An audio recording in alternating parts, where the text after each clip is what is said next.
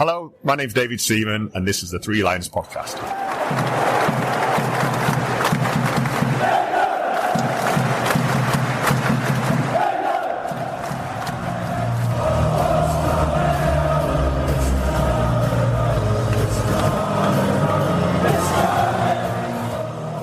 Hello and welcome back to the Three Lions Podcast. My name is Russell Osborne and this is an independent England football supporters podcast. I hope I find you well. I hope you've enjoyed some of the recent episodes that have come your way. Although I appreciate there's been a period of silence from me. I've been away for a couple of weeks. And I think it's been for the first time that I've not been able to do a preview episode for the upcoming Andorra and Serbia games. So I hope this one will make up for it and will be something you can listen to on the journey to either game. And I'll be honest, whilst being away, I've seen results, but I've not delved too deeply into the ins and outs of what's been going on in the Premier League and beyond. I am looking forward to going to Villa Park though. I'll not be in Belgrade, which disappoints me somewhat, but I've got a few more pressing issues to deal with, and that may be the reason why some forthcoming episodes might be a little less frequent for a while, but normal service hopefully will be resumed soon-ish. But this episode I am back, and as I always like to do at this point of time is take a look at the recent transfer window, and in particular the players that represent England and those who have made a move to pastures new. Now, in a moment, I'm going to be joined by Gate 102 podcast host Charlie Tidswell. We'll go through them together. But before he joins us, this time last year, the amount roughly spent on England players was 350 million. There were a few big ones. Dominic Solanke moved from Bournemouth to Spurs for 55. Calvin Phillips went from Manchester City to Ipswich. Conor Gallagher, Chelsea to Atletico Madrid. Raheem Sterling, Chelsea to Arsenal. Ivan Toney, Brentford to Al Ahly. And I think you could be safe in saying none of those have really pushed on with their England careers following those moves. And some players will once again be getting a mention as they move again. I'm looking at you, Ben Godfrey and Tammy Abraham. Although for the first time in what appears to be a long time, there's no mention of Wilfried Zaha, who for a while seemed to be a serial transfer window mover. But it appears he's settled for a little bit longer.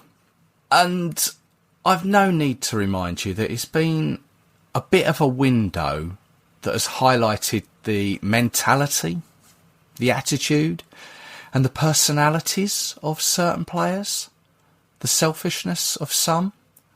I can sometimes see how people who maybe don't take an active interest in the game view the game. And then there's the actual financial side of it. It would appear that this transfer window, a staggering 3.087 billion was spent.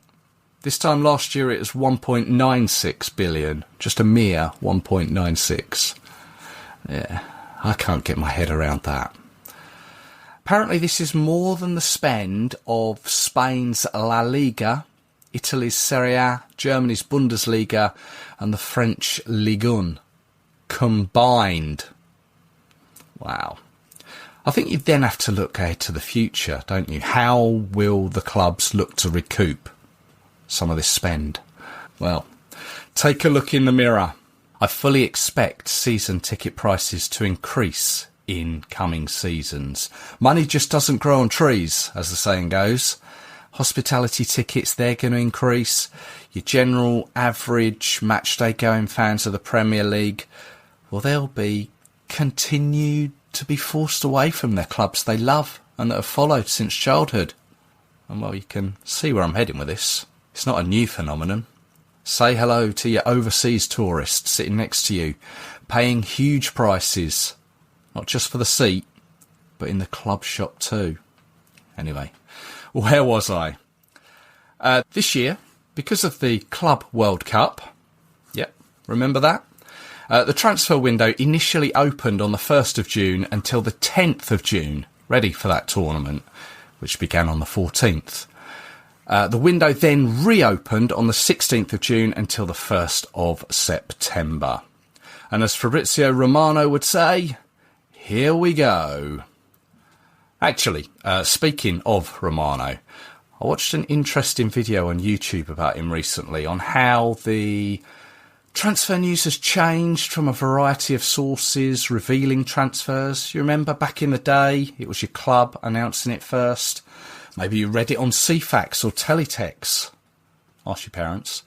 You may have read it in the paper. There was a real buzz about seeing your team with a new signing on the pitch, wearing the shirt next to the manager or holding a scarf between them. Now all you get is Romano and a few others breaking them early on. So the transfers are no real surprise anymore, are they? And I'm done with Fabrizio Romano now, to be honest. The game's changed, as we'll undoubtedly find out. Some bloke on Twitter who talks about the game is far bigger than many of the players he speaks about. Anyway, I'll link to the video on my socials. Now, let's bring in Stockport County and England fan and host of the Gate 102 podcast. It's Charlie Tidswell. Hello there, Charlie. Hi, Russell. Thanks for having me on. How are you? More than welcome. Good to have you. Good to have you back on. We'll go through some of these transfers that have happened recently in a moment. But just remind us once more of the Gate 102 podcast. Yeah, so it's a podcast going through every single game Gareth Southgate managed for England in order. So from his first against Malta all the way to the last one against Spain last year. I'm currently up to 43 games. And it's funny, the last game I talked about was actually a 0-0 draw against Denmark. So not the most exciting game. But yeah, just keep going through the games and yeah, just talk about Gareth Southgate and each game, go into detail about tactics, milestones, teams, lineups, stuff like that. And yeah, it's just a podcast basically remembering the good old days. Some good times, weren't they? Definitely. Well, as always, yeah, go find it on your podcast provider of choice there, Gate 102 podcast. It's a great listen. But this episode, we are talking the transfer window. Now, the first player to I mentioned this early transfer window that opened because of the Club World Cup. The first England player to take advantage of that was Trent Alexander-Arnold back on the 30th of May. It was actually before that window opened. Liverpool and Real Madrid managed to circumnavigate that by paying an extra 10 million to release him from his contract early, as he was days away from being out of contract with Liverpool. So Trent, yeah, he was a familiar name under Gareth Southgate. Obviously, he's gone to Real Madrid and by all accounts, he's had a bit of an on-off start to the season. What do you think of this move for him? Yeah, I think there was lots of speculation all throughout last season, whether he's going to make the move or not. And then I think the longer the season went on, the more you got the sense that he was going to make the move to Spain. I think it's a good move. I think it's a good time for a new challenge. He's 26.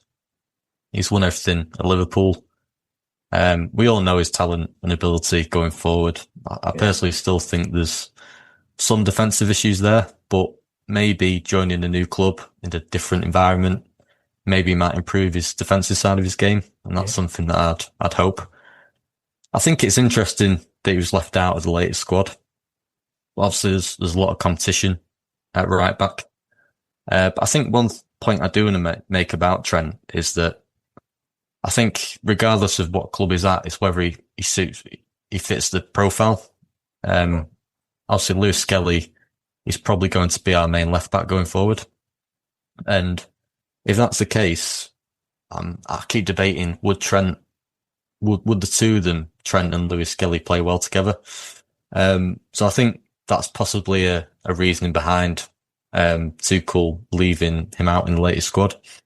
Because it's all to do with the profile of players and the people he wants. But overall, I think it's a good move and an exciting new chapter in his career, and hopefully it works out for him. Yeah, absolutely. I've always said that I got a lot of time for players that go abroad, and he clearly was ready for the challenge as he came out speaking fluent Spanish in his sort of transfer unveiling. It was strange on them being left out of the latest squad. But yeah, perhaps you're right. He wants to look at Miles Lewis-Skelly, and he's just taking into account that Trent's at a new club and just maybe giving him a little bit of time. But he'll certainly feature going forward. I've no doubt.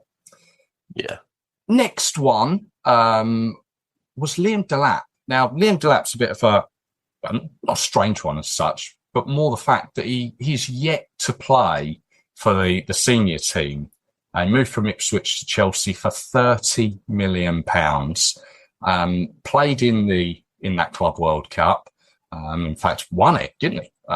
As part of that Chelsea team. Although now, I don't know how close he would have been to have been selected by Thomas Tuchel, but obviously he became injured recently in the match against Fulham, and he could be out for up to 6 to 8 weeks. Now, I've often thought once Harry Kane hangs up his boots, we're going to need to think about who's going to replace him. And maybe one of the names that keeps cropping up is Liam Delap. Yeah, quite possibly. And I think there's sort of a similar profile of player in terms of they're both sort of like big and strong, both good finishers for the ball.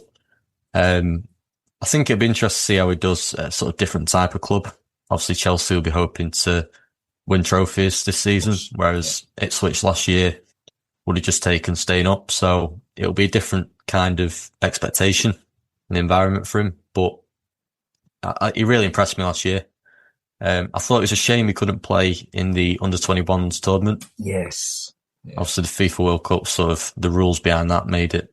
It was a shame for him because having watched that tournament, I remember thinking like, if there was one thing we're missing, it was a focal point up front, and Delap would have been perfect. But like you say, Russell, I think there's every chance that when we talk about Harry Kane's understudy or replacement in hopefully long time off yet, but maybe Liam Delap is that person. Maybe. I mean, obviously we've got this international window coming up, Andorra, Serbia. We've got the October one, which is Wales and Latvia, and maybe looking at his injury, 6 to 8 weeks, he may not sort of be around for that. So if he's going to be selected for England, maybe we're looking at the November camp. We'll see, I guess. Yeah, hopefully he gets involved before March. Hopefully that'll be nice. Yeah, just to blood him in, basically. Definitely. Yeah. Jarell Quansah, again, another player who is uncapped at the senior level, 14 under-21 caps, and he's been capped at various youth levels. He's gone from Liverpool to Bayer Leverkusen in Germany for 35 million. Now, he's a player that I think will see time in an England shirt in due course. But 2 games gone in the Bundesliga season. Leverkusen have sacked their newest manager, former Manchester United coach Erik ten Hag, after they drew one and lost one. I'm not sure how this is going to affect him. I think with him being young, you hope that he can just take it in stride, but it can't have helped him that much, when you get to know the manager sign you, and then they sack the manager, and then it's almost like you're starting again. But I think overall it's a good move. I think he'll get more game time, and again, playing abroad at a young age will hopefully help him. And I thought he was really good in the under-21s tournament, forming a brilliant partnership with Charlie Tidswell. So I feel a bit sorry that he's not had a senior cap yet, because he's been in and out of squads. But at the minute, I think the centre back spots we're not as sure who's gonna be selected. because, they keep changing. Players will get their opportunities in those roles, and I'm sure Kwanzaa will be one of them sooner rather than later. Yeah. Another one who's moved, Tammy Abraham, we've mentioned him before, 11 caps to his name, 3 goals. He's gone from Roma in Italy to Besiktas in Turkey. He'd done quite well at Roma, I seem to remember. Angel Gomez, remember him? Now, Gomez was one of Lee Carsley's players during Lee Carsley's tenure. 4 caps he won under him. And everyone we all thought he was quite the player, and people were maybe sort of comparing him to sort of like a Conte whilst at Chelsea. It's a strange one with Angel Gomez, because when he was under Castle, there was people saying he's our next big thing. He's been the player we're missing for years, and all of a sudden he's not getting a look in. No one's mentioned him since. It's a strange one.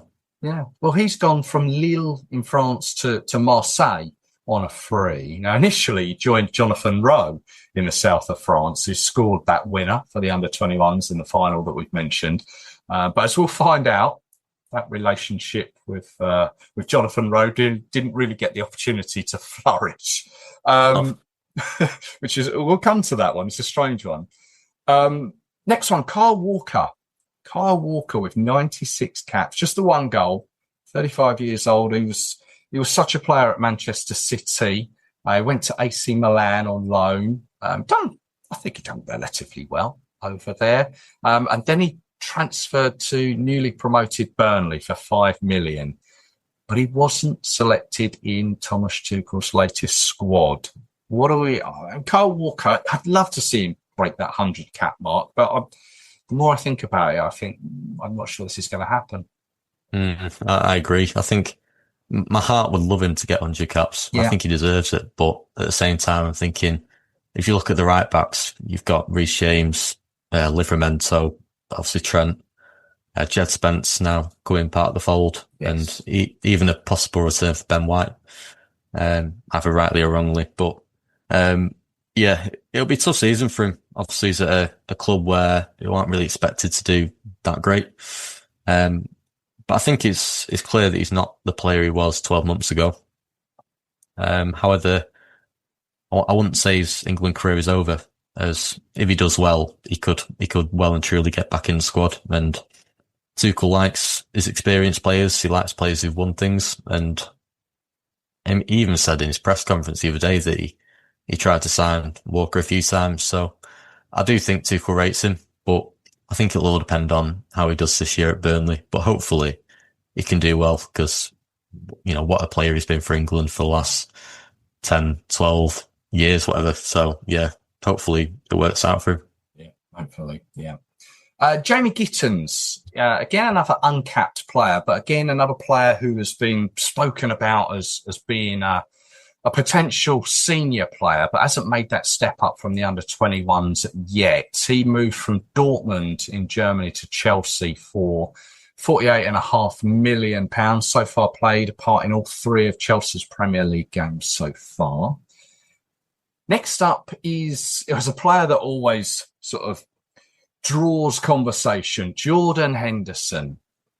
84 caps to his name, 3 goals, 35 years old, of course, played plenty of his time at Liverpool, went to Ajax. He has now come back to the Premier League. He's turning out for Brentford, joined them on a free. As I say, I've been away for a couple of weeks, so I'm not really sure how players have performed, but it appears he's played a part in all 3 of Brentford's Premier League games this season. Yeah, that's correct. Yeah. I think he was on the bench the first one, and they started the next 2. As far I think that's the case. I might be wrong, but yeah, I think it's great to see him back in the Prem, only because I think it's easier to access where he's at on the pitch. It's been 2 years, so it will be interesting to see where he's at standard wise. But I know the Brentford manager was raving about him, saying how valuable he's been to Brentford so far. Okay. And Southgate said a few times that sometimes he made decisions based on culture and protecting that culture. And this is what I think Tuchel has maybe done in selecting him, because he talks about how he brings the group together, makes sure standards are high. But not only that, I remember Harry Kane got asked one interview recently about Henderson's leadership abilities. And Kane almost like shut it down, saying, yes, Henderson is a great leader, but he's still a really good player and was impressing in training. And so basically, I think it'll be interesting to see where he's at ability-wise. But, I mean, for me, he's one of my all-time favourite England players. But it's going to be interesting what the next 12 months bring for Henderson. But I think him moving back to the Premier League is only going to be beneficial. Yeah, it's all in his favour, I think, playing. Well, I mean, he was still being selected whilst he was playing in Saudi. He was still selected whilst he was at Ajax, and he's still being selected now. He's at Brentford, of course. He is in Thomas Tuchel's latest squad to face Andorra and Serbia. And yes, I think you're right. He's still got something to offer.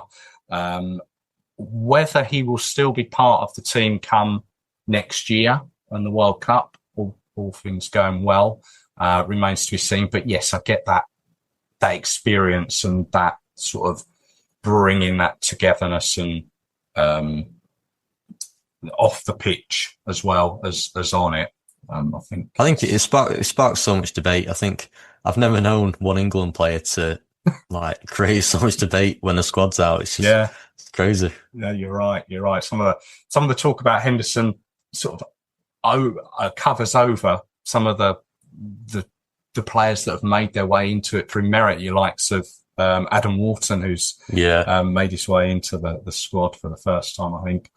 Noni Madueke has been doing really well for England in the 7 caps that he's accrued. Chelsea to Arsenal for 48.5 million, which is apparently likely to increase to 50 with all these various add-ons that they have these days. I'm thinking at Arsenal, Madueke on one side, Saka on the other. It can only be good for England, can't it? Definitely. And I think it's nice to have a player playing on the left wing as well, because I think it's a position where if you look at the England team and you think about the starting 11, you think Bukayo Saka's pretty much nailed on to start on that right wing. But the left wing sort of could be anyone's. And the fact that Madueke's joined, and I think you're an Arsenal fan, so you might have to tell me, Russell, but did he start on the left wing, in the first few games? And like I say, I've been a couple of weeks off. I've taken a huge amount of notice. I've got to be honest. But yeah, let's say he did. yeah. But obviously Saka's just got injured, so it might create an opportunity for him to show what he's capable of. But he impressed under Carsley. I thought he was very good against Greece and Finland. Got a few assists. And he played against Andorra away and looked really good. Got the assist for Kane. So yeah, I think, like I say, it's a really good move and will only benefit him going forward. Yeah, I think so as well. It's a great player. That's trying to be non-biased. So I thought it was a cracking playoffs at Chelsea.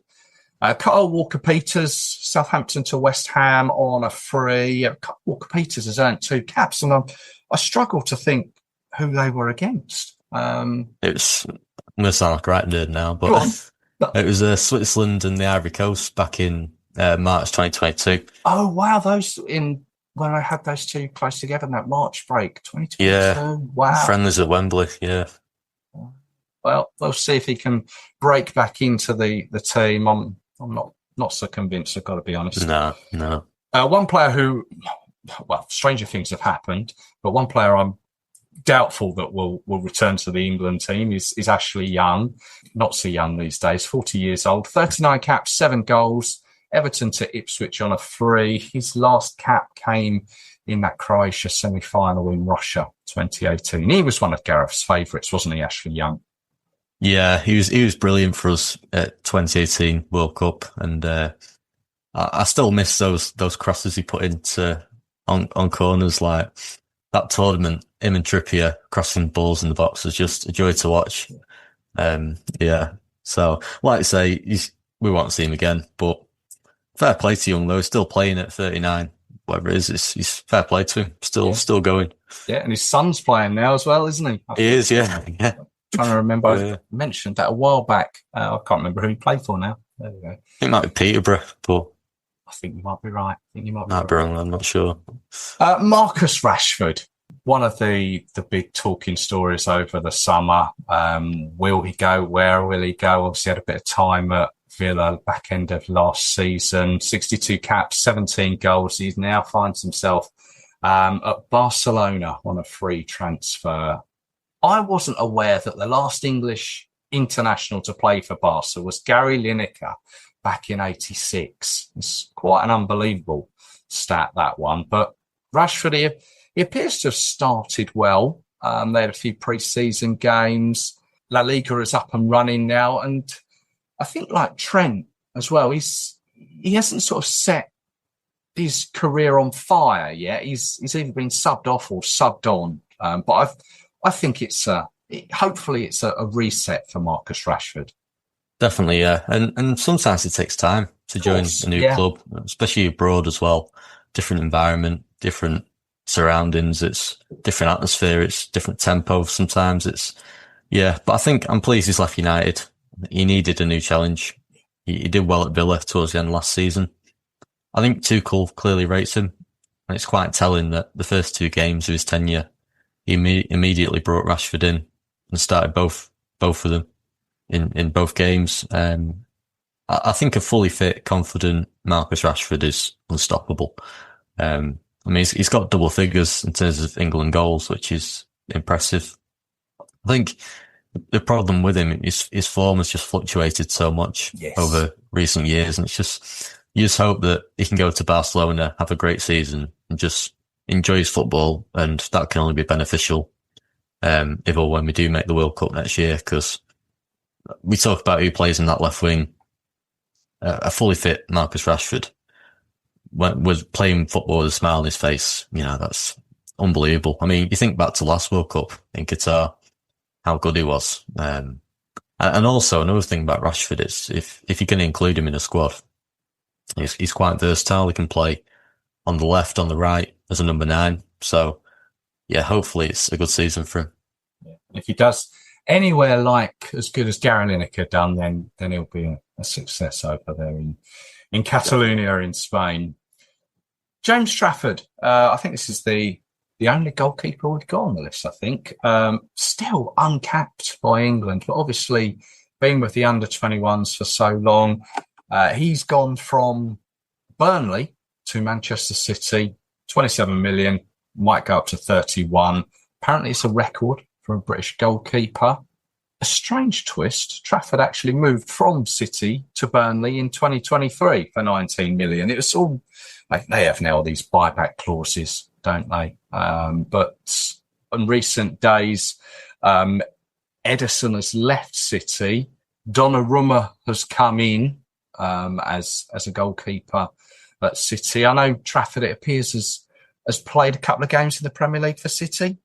He has, yeah. I think he's started everyone. So, I think it was a good move. Interesting what you said about the buyback clause. Obviously, I think it's something we're seeing more of nowadays. But yeah, he's been starting games, and I think now Ederson's left, it'll hopefully allow him to be more solidified of that number 1 spot. But I mean, he's a good goalkeeper. Obviously, 25 clean sheets or something stupid last year for Burnley, which is incredible. And how can he compete with Donnarumma though? Well, that's it.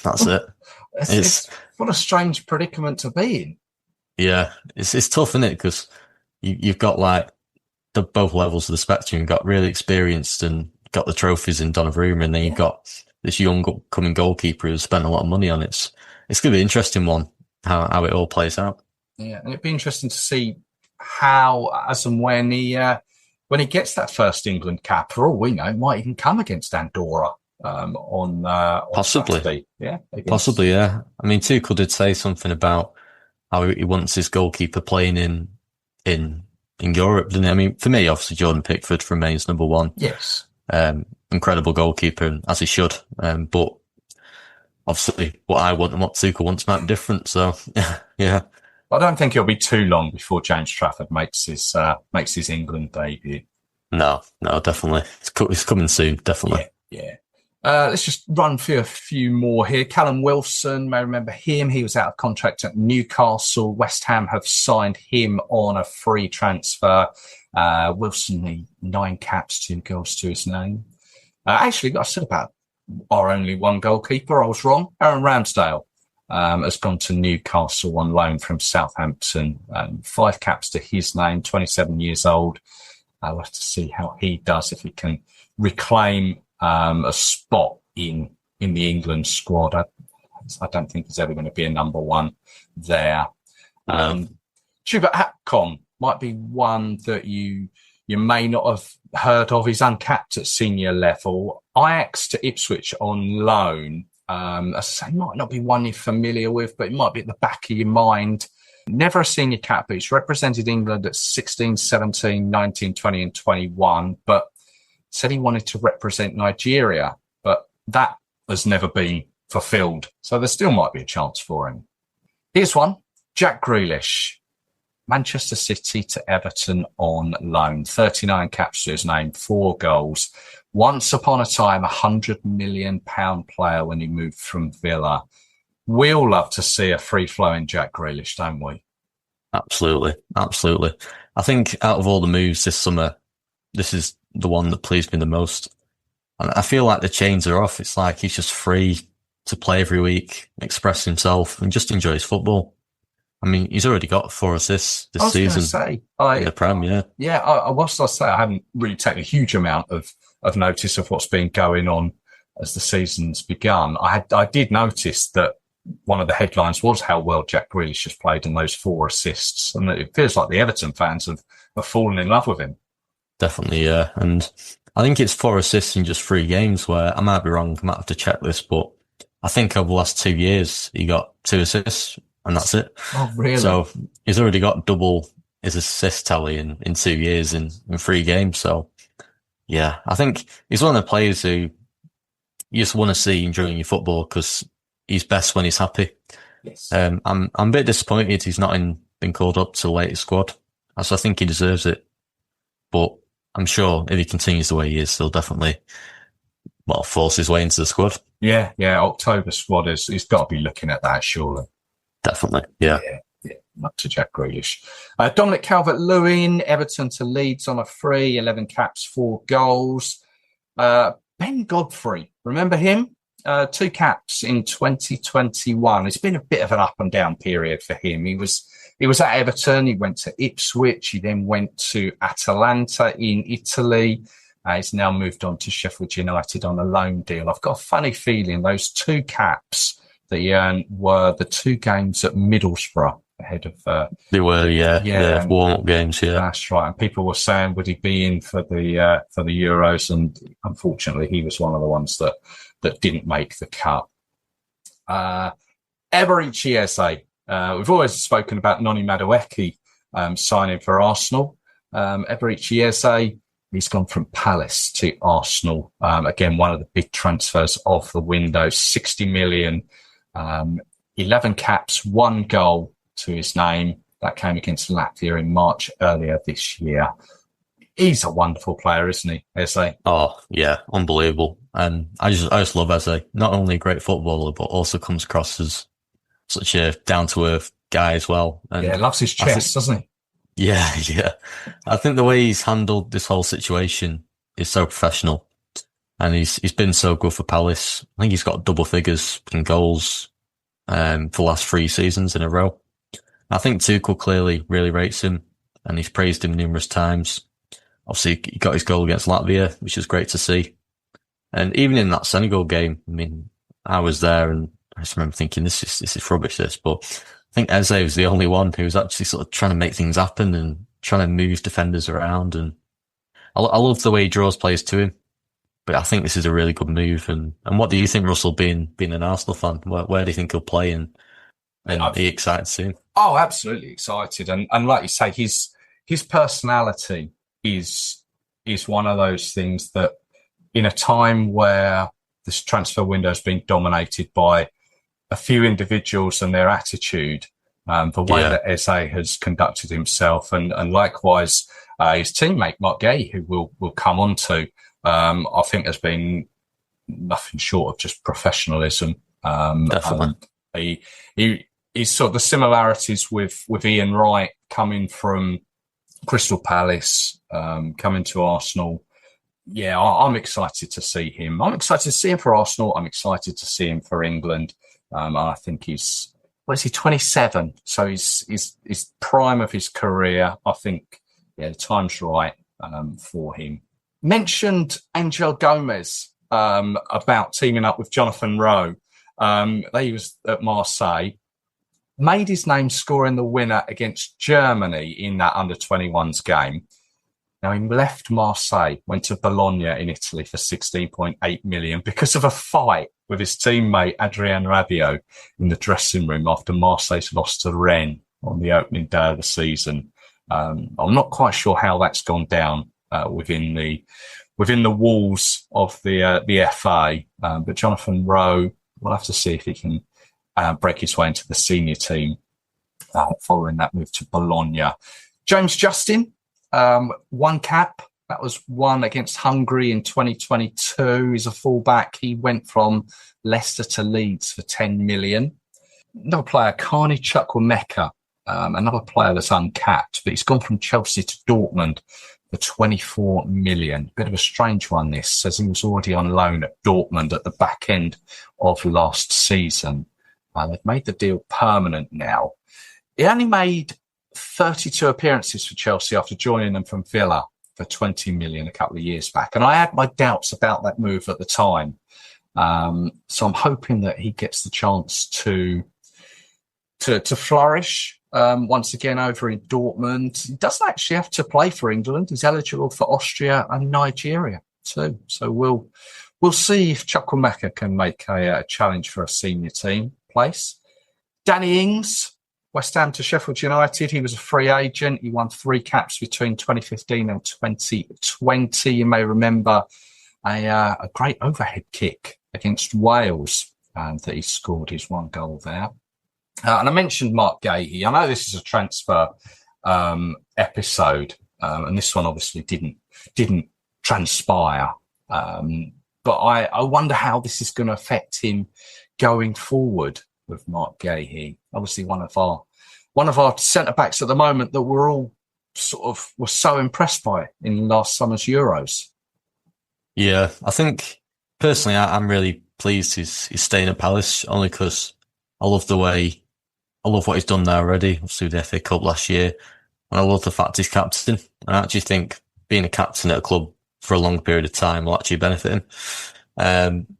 I think the way he handled the situation was so professional. And he gave his absolutely everything for Palace, even when his future was still uncertain. You know, he didn't cause a fuss. He didn't go on strike. He just, stuck to what he does best, stuck to his business and just got on with it. And I think he's a real professional and a role model for someone, people who are looking to move club or aspire to be a footballer should really just look at Mark Gahey and think, what a true professional.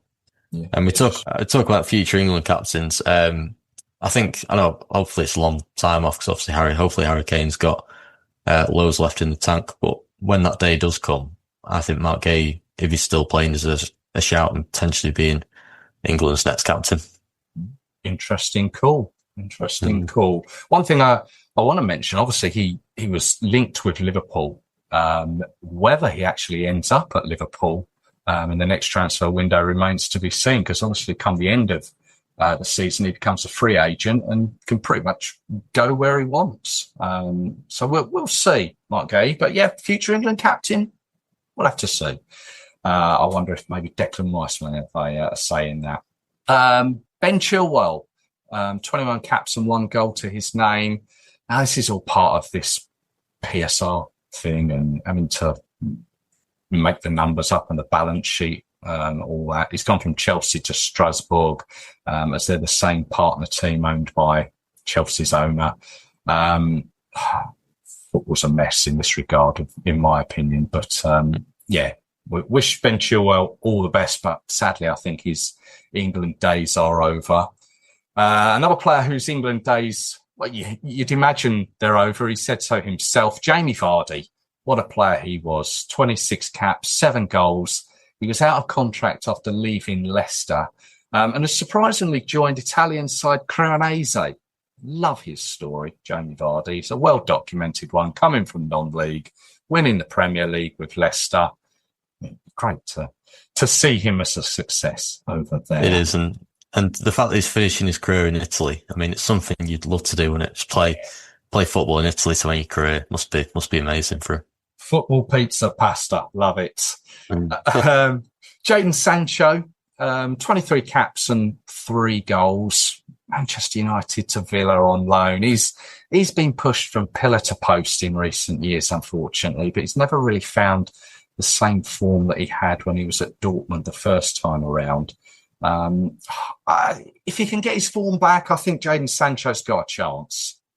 Yeah, I think there's that phrase, isn't there, that talent is permanent and form is temporary, something like that. And I think he's a good player. He's shown it at glimpses throughout his career, but I think the sad thing is after he missed that penalty back in 2021, we've not really seen the same player for club or country since. But I'd love him to just again have a good season, maybe a fresh start, and just settle at a club and find a home.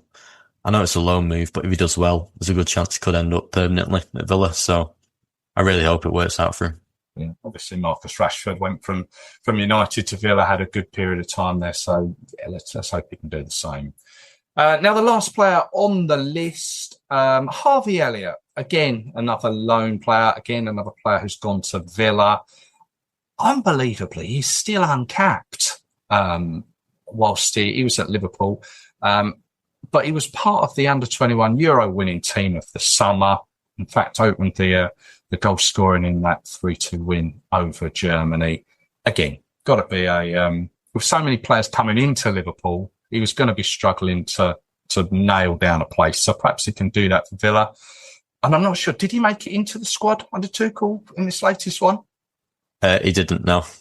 I think it's one of them with Harvey Elliott. I think I don't know how old he is. He's 24, 25. I think he's got to be younger, a little bit younger than that, as he was part of the. Oh yeah, of course, yeah, 2-1, yeah. So, but I feel like it's been around for years. I feel like it's been around for like 7 or 8 years. I don't know why, but yeah, I think it's a good move.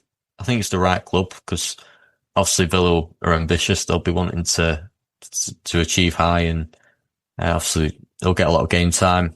I think you're right about Liverpool. When you keep signing loads of players in his position, it's only right that he sort of moves on and finds somewhere else where he can perform well. And I think it'll be tough for him to get into the squad, given the depth we have in his positions. But like I say, he just keeps performing well for the under-21s and has a good season at Villa. He'll definitely get his call up sooner rather than later. Keep banging on that door. I think we'll see him in a squad fairly soon, all being well that he does well at Villa. There we go. There is our list of England players that have transferred throughout the summer transfer window. I hope we've covered all of them. I'm sure there's bound to be one player that we've missed, but yeah, well, hopefully they can all enhance their career, and we'll see in the next 12 months that their England career flourishes.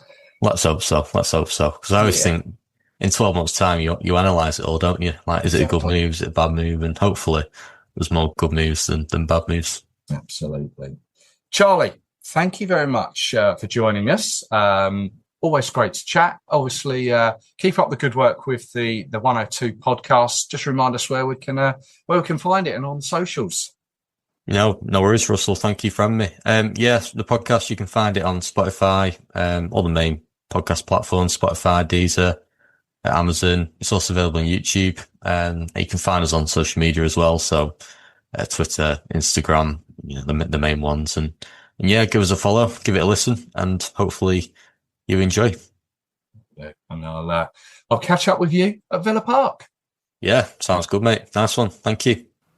Thanks to Charlie there for his time and his insight. Go check out the Gate 102 podcast if you haven't already. Now, I apologise about the quality of my audio on the chat there. Sounded like I was standing across the other side of the room underwater. A couple of weeks away and it would appear I've forgotten how to plug my microphone in correctly. Put that one down to jet lag. Once again, sorry. Now, something I briefly want to mention is some of the guys from Block 109 have arranged a charity bike ride. They're raising money for both Birmingham and Nottingham's children's hospitals. Why those two? Well, our last home game was on the road at Nottingham Forest City Ground, where we lost to Senegal. And our next game on the road is this Saturday against Andorra, being played at Aston Villa's Villa Park in Birmingham. So a few of the guys there are cycling between the two on Friday the 5th. That's the day before the game. Now, I'm not 100% sure of the route they're taking, but I've had a quick look on Google Maps. If they're going ground to ground, it appears to be 57 miles. Going to take them, I don't know, circa 5 hours. Now, I know nothing of this area, but it's telling me there is a very steep hill that rises to 574 foot. Really? If they're going hospital to hospital, it's 66 miles. And that's going to add on an extra hour to their journey. And that steep hill is still there. But of course, no pain, no gain. It is all for a good cause. If you'd like to donate to them, then you can. They have a GoFundMe page with a target of £1,000.